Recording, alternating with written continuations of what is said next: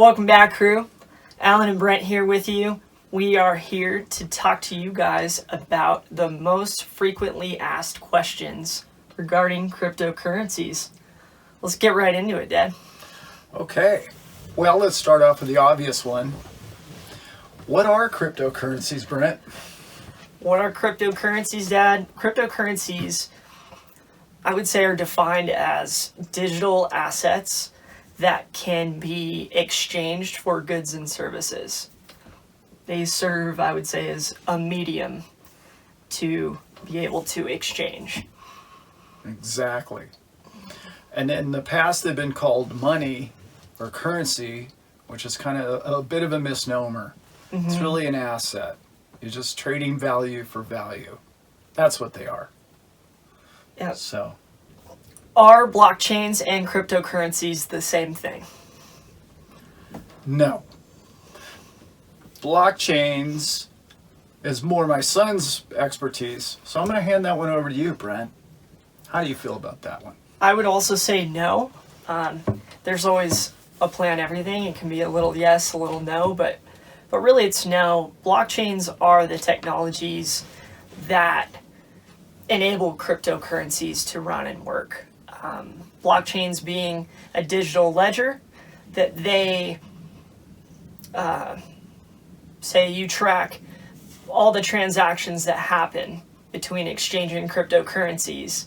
Those go into the block, which makes up the blockchain. So I would say that the blockchain is the technology that these tools, these products run on. Perfect description. That's exactly what they are. That's the difference. The blockchain is the recorded history, the ledger, as Brent put it, of all the transactions that have occurred in that specific period of time. And blockchains are decentralized in nature. And we say that because, say in a central bank or a central database, all of the information and transactions are going through one singularity server or computer, whereas the blockchain, being decentralized, is run on a network of different computers. Yes, thousands, if not hundreds of thousands of different computers. Mm-hmm. So not all in one location. Love it. Yeah. Okay, Dad, coins versus tokens. I'm going to throw this one to you. I liked your answer a little better than mine. Yeah, well, it might have changed. Right? It changes constantly. That's good. Like we discussed in the first question, coins have been, that term has been thrown around cryptocurrencies, that it refers to money. A coin is actually a asset value, is what a coin is.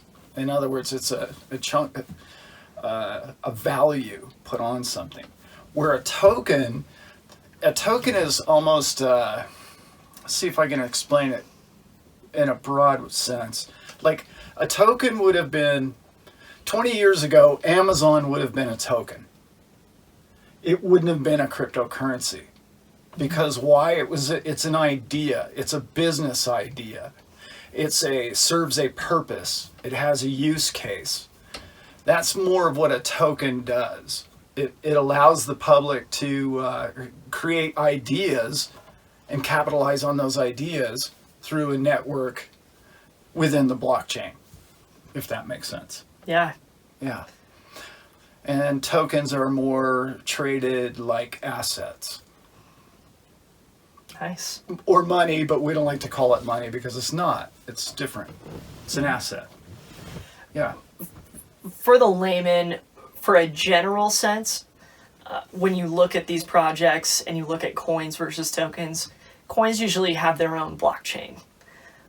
Tokens are usually supporting the coins and the use cases on that blockchain. Yes, exactly. Yeah, well put. Thank you, sir. Thank you, sir. So, Brent, why are there so many cryptocurrencies? There are so many, I would say, because of the success and the use case and the ideas of what Bitcoin was, the natural tendency is to continue to be creative and expand for people. And so what came from that was Ethereum essentially was next. And Ethereum opened up a plethora of ways for us to be able to do finance and use other tools. Yes, exactly. And so many of these projects have come about because I don't want this to be taken wrong, but the lack of governance, it's a free, open system, and everybody's been able to come in with their own ideas, their own 2 cents, and wow, I want to make the world better like this. So they have a platform to do that now. Like before, there were so many regulations, committees, and bank approvals and all different things that have really stifled a lot of the technological ideas that are coming forward to change our lives in a positive way. That's what these people are doing, and that's what is working out. And every time somebody uses one or creates one, it builds an idea for the next person to come along, and they build off of that idea. And the next thing you know, you have 2,000 and 3,000 and 4,000. And it's exploding thought and technology together to create whatever they think is going to be useful in the future. Yeah. Yeah. It's the way I like to look at it. I like it. Are they all going to make it? No. Are there going to be a million more of them created? Probably. Because there's no limit to who can make a cryptocurrency. Any of us can make our own or token. And the ones that currently exist are still evolving, even Bitcoin and Ethereum. Right. And in some cases, especially those. And we talked earlier, you had a great thought on that, was they're going to consume each other as well, because this idea works really well with that idea. Oh, okay, well, let's combine our efforts and make one token. So that's going to happen a lot as well. Okay, so our next question that we had presented to us was, Brent, what is a wallet? What is a wallet? A wallet in this sense with cryptocurrencies is a place where you can store your digital assets off of an exchange. Basically, I like to think of my wallets and the ones that I choose to use as a safe. I want to take my dollars or my rubles or my yen from the bank, and I want to put them inside my safe. That's how I think of it personally. Yeah. As a wallet. And as we know, these digital wallets, like the different cryptocurrencies, all have different rates that they'll give you to stake different coins. They have different use cases, different types and levels of security. Right. And that's one of those things. Then we're going to give you a list of the ones that we like and we use. So I'm going to include that right here. And give you guys an idea of just where to start looking. And then I would also I'll ask you, Dad, about cold storage wallets. What is a cold storage wallet? Cold storage wallet, well, there's so many different kinds, and there's a lot coming out. But basically, in a nutshell, you can have a wallet online or connected, or you can have one that's not connected. In other words, you can have an apparatus that you can load your information into it, disconnect it from any wire or any Wi-Fi system, and set it in your safe. And that can be a cold storage. There's no possible way that anybody could get into that wallet because it's a piece of hardware connected not connected in any way to the internet. So there's no access in or out, for that matter. That would be Exactly. That was the point I'd forgot, and that's totally it. Is getting off for cryptocurrencies off internet. So Yeah. the separation of. And I think the future beauty of wallets, really, for me, is it's going to eliminate the need for passwords in the future.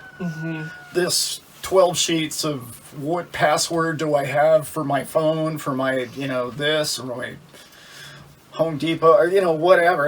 Everything needs a password. Well, eventually you're going to have a personal private wallet, which is just going to be, like we said in the question number 1, encrypted. And it's going to be completely secure. And you can imagine how secure that would be, especially once you disconnect it from any Wi-Fi or wiring and put it in your safe. There's nobody going to be able to get into it. Yep. Very safe, your information at that point. Exactly. So there's a million other things to talk about with wallets, and they're evolving, like I said, so fast. And people are creating new ones. And that goes back to our last question, which was, why are there so many different currencies? Because people are coming up with new wallets and new ideas and how they work, and becoming either, like we mentioned, faster or more secure. Yep. Okay, for our next question. Brent, if I wanted to buy some cryptocurrencies, how would I do that? There are a few different ways to do that. One way is to go on the internet and go on exchanges. And there are a lot of different exchanges all over the world where you can buy different cryptocurrencies. There isn't any one exchange that sells them all. They're all very, very different. Again, all of these cryptos have a little bit different functionality. I would say so do the exchanges. Yes. What you can do from learning, earning, purchasing, storing crypto, transferring crypto. It all works a little bit differently on each exchange. And I think it's good to find the ones that you can trust and you think are going to be around a long time and that help you be able to transfer your assets more easily, from purchasing them to putting them into your wallets. So exchanges is one of them. Also, one that a lot of people don't think about is Bitcoin ATMs, which have exploded in their numbers over the last few years. But they are showing up all over, and it's a place where you can take cash or card, go to this ATM, purchase Bitcoin on the ATM. You give your wallet address, the ATM sends the Bitcoin to your wallet. Another one that I'd like to add to talk about is also peer-to-peer. How would you go about purchasing cryptocurrencies or exchanging peer-to-peer, Dad? Well, back in the day, not that long ago, things move so fast, don't they? One of the ways you could do this was you'd meet somebody at a coffee shop, and you could simply show up with cash, or if they had a way to accept a card, and you could just send it to them sitting next to each other, and that would be peer-to-peer. That's from my phone to your phone. And that's how liquid or fluid this whole transaction is. That's the beauty of this stuff. You could simply hand a guy $1,000 and he could give you $1,000 worth of Bitcoin. Just like that. It's really that simple. It's becoming easier and easier and easier to do that in different locations. But there was a time when that was kind of the only way you could do things in many countries. I want to go back to what Brent was saying. And he's so right about the fact that every exchange has a different rules, regulations, and which currencies they, transact in. It can be really confusing to the new person, and I completely understand that. But one of the things that I really want to say right here is it's not the exchange's fault 9 times out of 10. It's the country in which you live in that you're trying to purchase a cryptocurrency, and your country has said, no, we don't approve of those people. We have regulations, these checklists. And Binance comes to mind. They've changed nations like 3 times that I know of. That I just can't do business like that. I'm going to have to pack up and leave. And to the newcomer in the industry, they're like, well, how come it has to be so confusing? Yeah. Don't blame the exchanges always. You know, you can't always do that because it's sort of hoops they're always trying to jump through because of regulation. But the exchange is the best way to buy something, probably the safest, most liquid way to buy a cryptocurrency, I would say, still to this day. Yeah. But peer-to-peer is coming, and we're going to talk about that in a future video. Yeah, peer-to-peer is great. It takes the ATM out of the equation. Yeah. And gets back to what we were mentioning, goods and services. Yeah. So. And it's more of a true barter system, right? Exactly. Yeah. Exactly. It's a good way to go. Question for the trader here is, can you trade cryptocurrencies 24 hours a day, 7 days a week? The answer to that is yes, you can. And the beauty in that is twofold. Number one, you've always got a fluid market. A lot of what we have to deal with, I'm a Forex trader, as some of you may or may not know. What we had to do was, okay, Friday afternoon, all trades must be settled, you know, because Monday, or you took the risk of what could possibly go wrong between Friday afternoon and Monday morning in your trade. World events, 9/11, you're in the middle of a trade and you can't get out of it. You have no way to stop the bleeding, as it were, you know, if you were in the bad side of a trade. 24-hour trades with the technology that we currently have should have been done on Wall Street a decade ago. I really don't understand why they're dragging their feet on that. But yes, the answer to that is you can. The beauty of it is it's a fluid 24 hours a day, 7 days a week. You can make a trade and the guy in China can be on the other end of that trade. And it's great because you know where you stand 24/7. Another thing that happens is we have what's called lag in the market. And a lot of the lag is because of spot price. And I don't want to get too tricky with that because this is more of a beginner. But it creates holes in the trade. It creates a gap that has to be filled. Okay? And that gap can be thousands of dollars between the price. And that has to be fictitiously decided upon what that number is. When you have a 24-hour market, that never exists any longer. It's a boom, boom, boom. And that's where it's all going. I'm shocked that Wall Street hasn't been there yet. Yeah, one of my kind of surface level answers, it's one of my favorite features about trading with cryptocurrency is on a Sunday at 5 p.m. I can get in and get out. You know, if I know a company is going to be accepted onto an exchange and there's going to be a big price jump, or Exactly. if I need fiat right now, if I need cash right now and I have to liquidate, you know, and get out of whatever position I'm in at that moment, I can get in and out Get in and out. at any hour, at any time. And I find when I have done that in the past that these exchanges are very fast. Even just in this year, the speed of being able to process transactions, like making a purchase on exchange or selling, has just been faster and faster and faster. So whatever you want to get done it's getting and the streamlined. larger the market gets, it's what, 2 trillion, over 2 trillion now. The larger it gets, the more fluid and the more liquid it will become. and it'll be easier and easier to get in and out. And it is daily.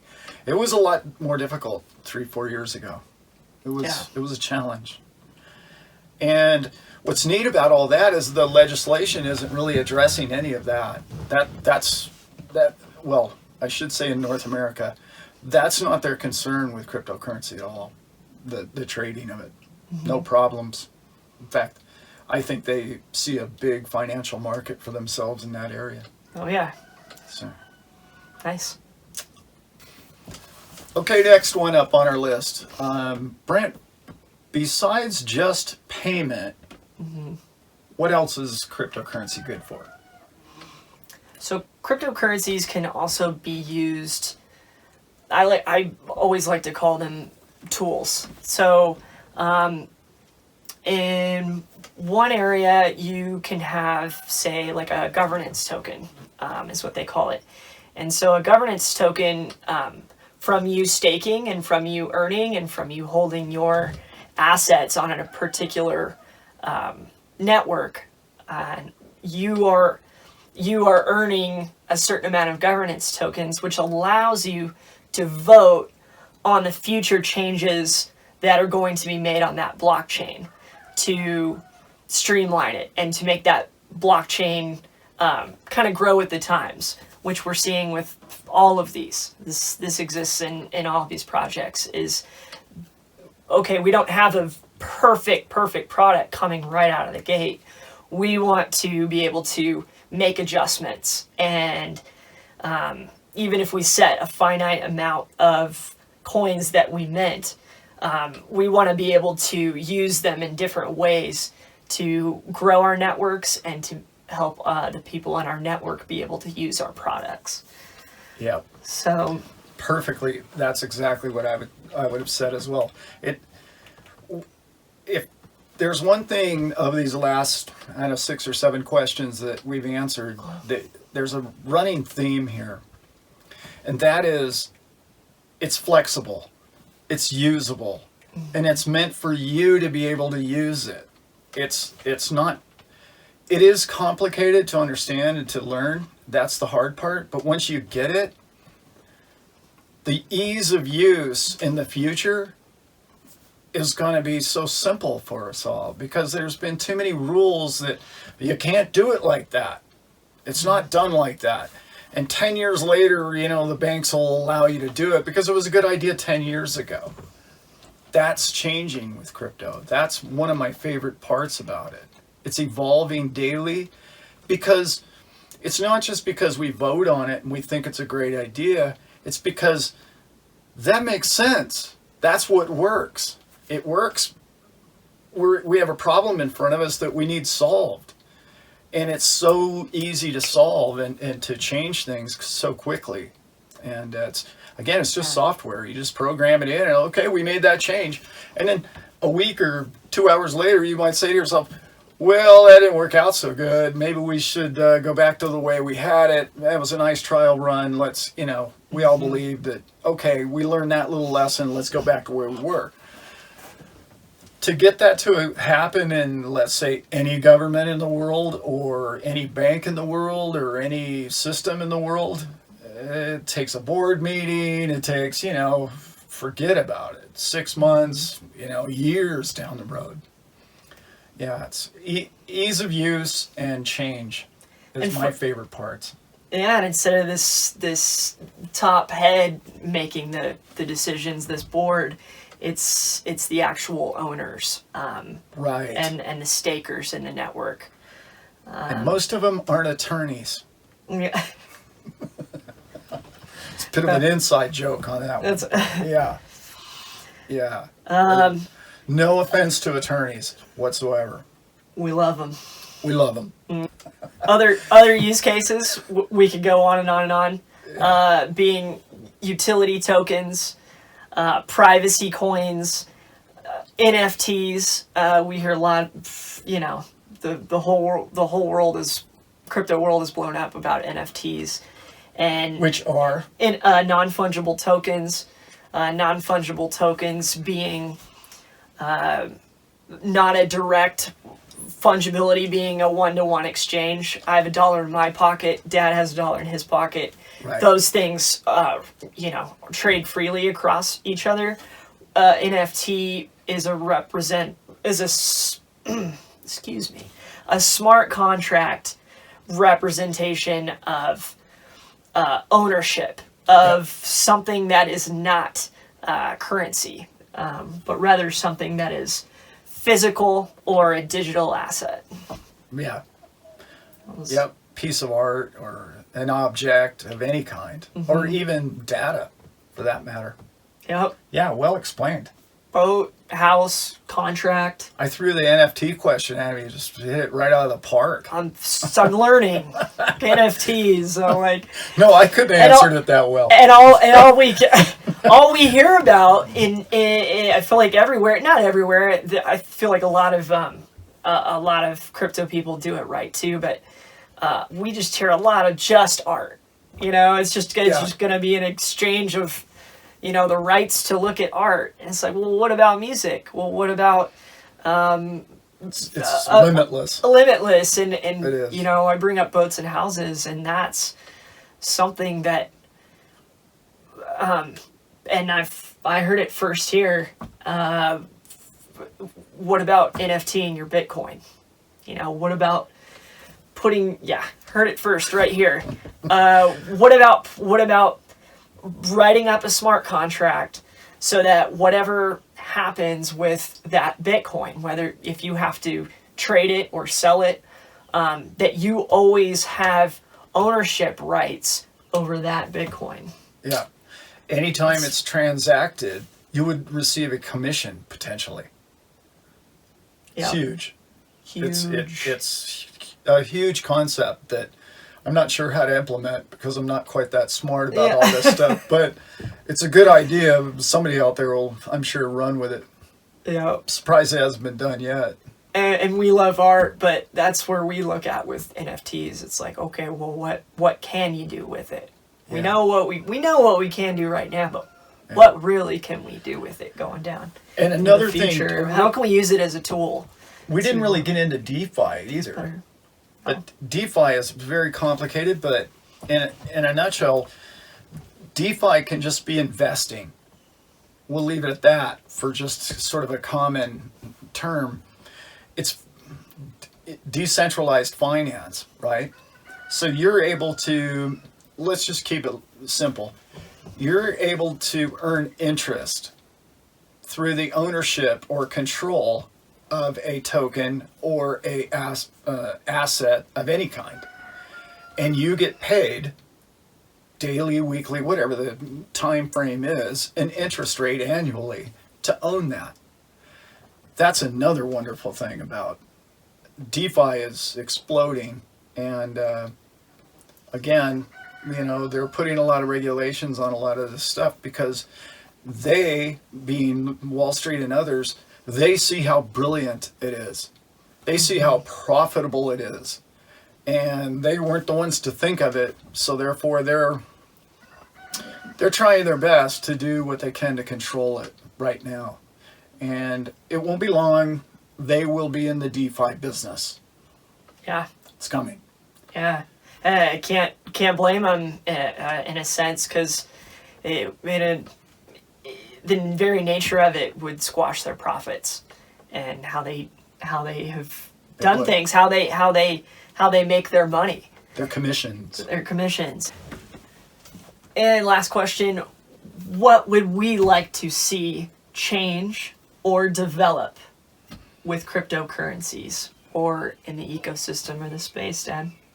This is my favorite question of the ones we've done so far. It's a limitless answer because my feelings about it change almost daily. Yeah. There's so much that's coming our way, and I'm so thrilled and excited that it's coming to us all. And what I'm most excited about is almost the same thing of what I'd like to see occur. I'd like everybody to understand the value of what this is.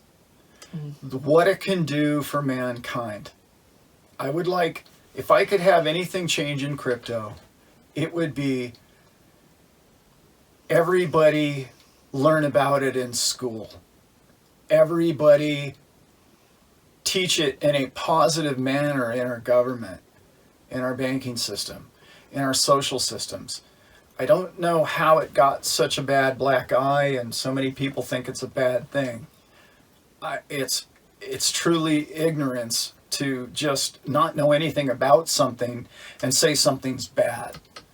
And there's too much of that going on out there. So I don't know if that answers the question, but that's exactly how I feel about what I would like to see change in crypto. That's fantastic. That's like it's better than that's better than what I was thinking of. I should have let you go first. Just look into it. You know, just research it for yourself. Yeah. Part of this is he and I are doing the show, and we're here. We're not going to be coming to our subscribers or to anybody asking you to invest with us. No. And if we do for any point or any reason, do not do that. Or if anyone else does. That's our... You don't need to give your money to anybody to invest in crypto. Don't do that. Yep. Don't do that. That's not what it's about. It's about you taking responsibility and control of your future. Yeah. That's what it is. I think your answer hit that, Dad. And it got me into that. We're here for educational purposes and for entertainment purposes. And I think that's the spirit of it. Yeah. Is we've seen that, this thing doesn't have a black eye. This is amazing. This is a way to us looking into financial markets for years and years and just being kind of like both shoulders down, like, oh man, like this is just getting harder and harder and harder for people. Yeah. We've seen it get harder and harder for the generations, just opportunity wise, and all this. And now we're seeing it with inflation and other things. So I love that. Please just do your own research and take a look into it. Yeah. I would love to see a greater awareness of what it is show up. Yeah. And real quick, mine was and I always take my boomstick and I just whack on this same point, and it's usability. And I want to be able to. I love cheeseburgers. I want to be able to walk down the street and buy a cheeseburger with it. I want to be able to trade. This restaurant that I really like that does them, I'd like to be able to give them some crypto, just like I'd love to give my family and friends like crypto. Yeah. And I have in different times as a way of doing trade and barter and business. And I have seen that recently. I saw the video of our good friends in El Salvador. I saw somebody buy a cheeseburger. It was a Big Mac from McDonald's with Bitcoin in El Salvador, and so it's happening. The usability, both things that we're discussing with that are happening.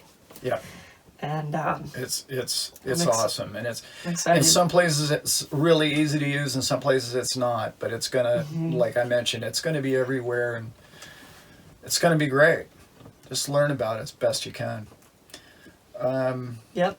That's not to say, little disclaimer, that's not to say that every project is perfect and they have great staff and they're all gonna, there's scammers or situations in every business in every category. It just is. So do your research and be safe out there. Don't listen to us, do your own homework. Yeah, please. Yeah. Yep. Okay. Love it. I think that went well. Yeah. Yeah. Calling it good?